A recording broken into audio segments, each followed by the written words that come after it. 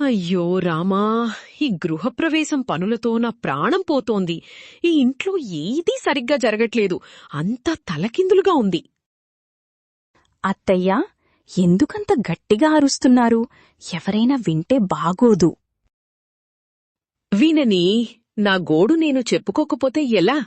చూడు, ఆ పూలదండలింకా రాలేదు. పంతులుగారు చెప్పిన సామాన్లు సగం రాలేదు. వస్తాయత్తయ్యా, ఇంకా సమయం ఉంది కదా. మీరు అనవసరంగా టెన్షన్ పడుతున్నారు. టెన్షనా? నా పరువు పోయేలా ఉందిక్కడ. రేపందరి ముందు తలదించుకోవాలి. నా కర్మ ఇలా కాలిపోయింది. ఇంతలో పంకజం తలుపు దగ్గర నిలబడి దొంగచాటుగా వింటోంది.